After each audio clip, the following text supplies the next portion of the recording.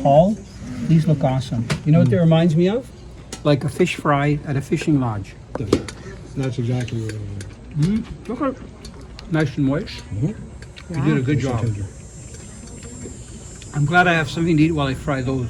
Yeah, so we got extra things to taste. I'm looking forward to the other. Okay, I better hurry. My oil's getting hot. So what I'm doing now, I've got the lemon pepper seasoning. I'm going to put it in a bowl. Right here. There. If you could smell this, this smells delicious. You can see the pepper that's in there. All those little black spots. So what I'm going to do now, while I'm eating fish and cooking fish, I'm going to take some of the walleye pieces out. How do you like my placemat? Newspaper. I do like to do in England. So what I'm going to do, I did have a knife here. There it is. I'm cutting these pieces so they're a little bit thinner because these were good sized walleye.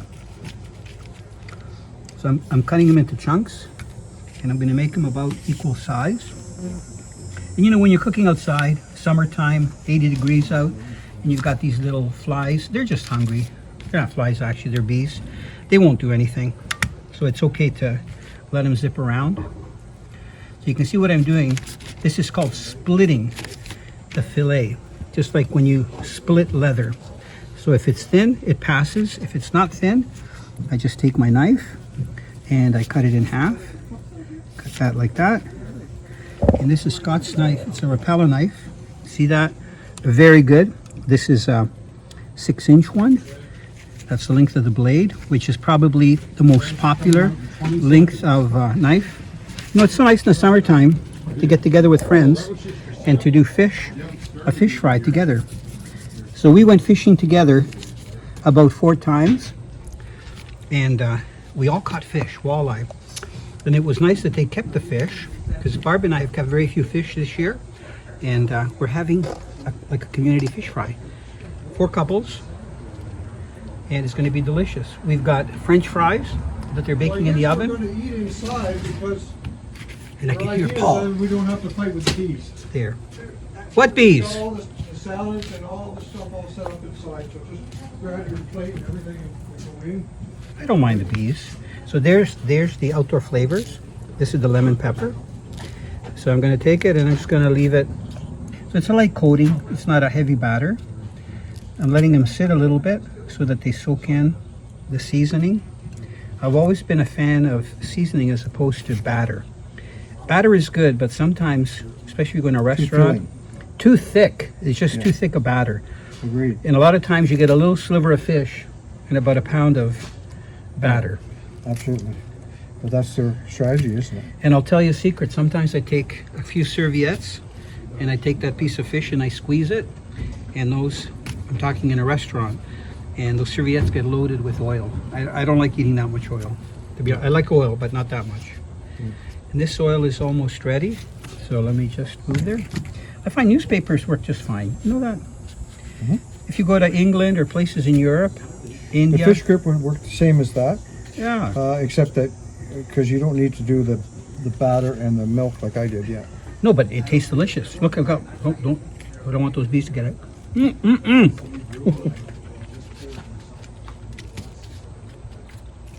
Have you ever gone to a lodge where you've done a shore lunch? I have had a guy that took me and did a shore in the island on Lober Lake. He cooked a shore dinner for us on the island that only the guides could use, and then when we got back, he did a shore dinner, and this is one of the ways he did it in a pan, and he did coleslaw and hot potato salad. Yep.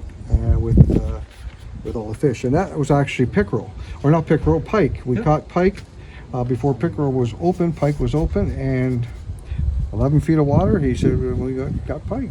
Good. And Lober Lake. Did you have any beans with your shore lunch? Because you got to have beans. And he cooked bacon to flavor the oil ahead of time. Yeah. So it was very good. Good. That's what I forgot. I meant to bring beans. You didn't bring the beans? The pork and beans? I forgot the beans. Man. Oh well, you've seen all the food they got in there. On our shore lunches, usually we also have potatoes that we fry in the oil after we do the fish. Yeah. And also onions and potato. Little guy, that's not for you. That's for me. Here, Thank you. You go find your own. Oh, yep. Okay. These We're gonna ones do. are too much. We're gonna. No, they're okay. We're gonna do a check. Okay. Yeah. Come on. It's cooking a little bit. Starting. I want it to get nice and hot. So you can see that it's starting. As soon as we hear the sizzle, gonna just. So I think it's okay. I'm gently putting the fish in because I don't want the coating to fly off. Just like that. And you're gonna hear it get hangry soon. It's gonna start boiling. There it goes. Do we need another pot to put them in?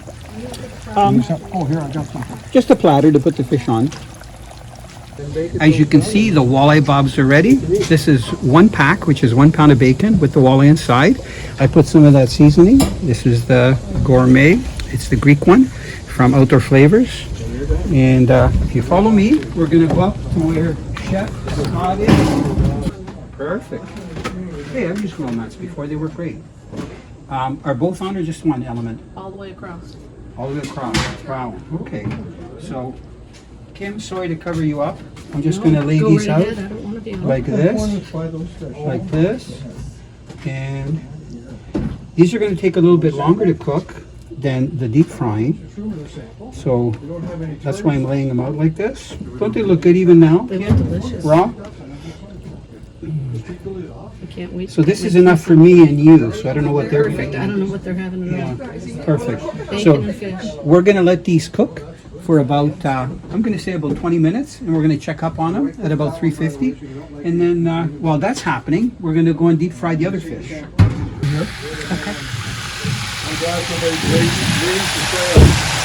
While that fish is cooking nicely, I'm going to just drizzle a little bit of avocado oil on these fish pieces, and we're going to no flipping the bacon wrap.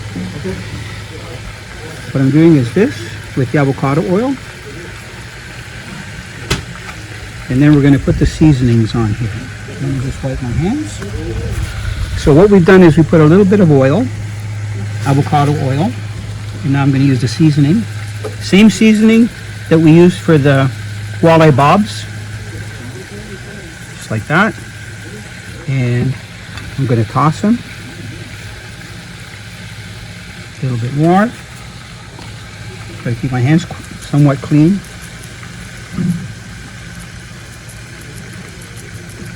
Scott Carpenter. Scott Carpenter.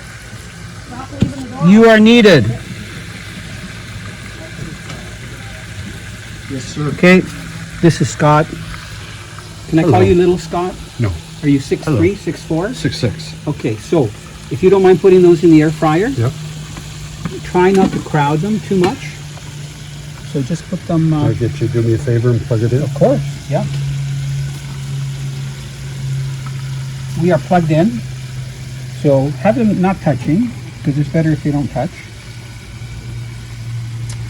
And we'll cook them for about 15 minutes at 450. Does that sound like a plan? It does. Try not to cook any of the bees, okay? Okay. I mean, they're good.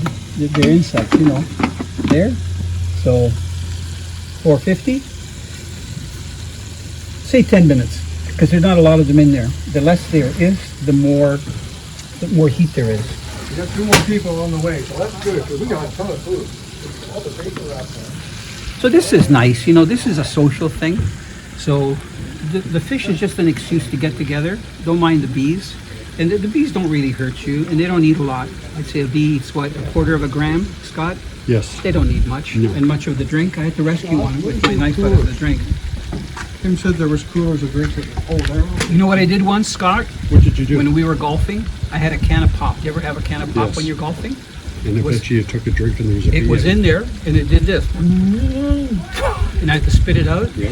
Then I always wanted to get a drink that has a Sizzle. twist on it. Yeah, I didn't want to do that again. Yes. So fish is frying. That's in a thing. Okay, let's run up and let's look at the walleye-bobs. Hope you brought more bottles. Eggs, deviled eggs, tartar There's sauce. pineapple coleslaw and regular coleslaw and potato salad. That's awesome. Yep. I'm going to check the walleye-bobs. I wanted them up at 350 and we're only at about 300. Oh, they're starting to sweat. Paul, look. They're starting to sweat.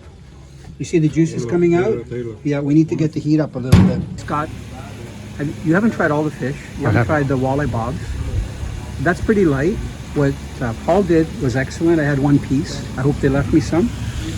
So I like my fish done a little bit more. So these guys are almost like a potato chip. Look. I even eat the tails sometimes, you know, when I do panfish and stuff. It's nice and crispy. Not like a chip. It is. Yeah, it's got potential.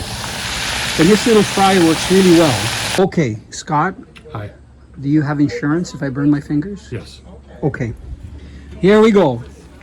Oh my goodness. So, wait a sec. We're just going to turn them over. Why dirty that? Scott, why dirty that? All right, burn your face. He's gonna burn his fingers. You know, my grandfather, when in Europe, coals and embers would fly out of the fireplace onto the floor in the old country. He would pick them up with his hands and he would toss them back into the stove. Can you believe that? Did your grandfather show you how to make this recipe? My grandfather, no. A gentleman by the name of Bob Ballantyne in Kapuskasing. That's we why, used to live in Kapuskasing. yeah, so that's why population of 2,000. So that's why I call them walleye-bobs, because of Bob I Ballantyne. think it's more than it was more than 2,000 when we were there. They're looking good. 15,000, but down to 10 now. We loved fishing the Kapuskasing, Oh, it was awesome. the Matagami, the groundhog. You know all those rivers up there? I do. Probably does. Sturgeon, walleye, bass, pike, great fishery. You just have to fight the bugs off. One You're time missing you an E. took me and the motor You're wouldn't missing an go. E. There's The no motor bu- wouldn't get there's going, no and bugs. suddenly we were swarmed by all these There's bugs. no bugs in northern Ontario Of course from there May to is. August. While everybody's having fun, some of us are slaving away and making sure that all the food is ready. So, the bacon walleye-bobs are not crispy, but they are done. And I'm going to put them all together. And then we're going to put all the fish and all the corn. Teresa and George now. They should be here any time.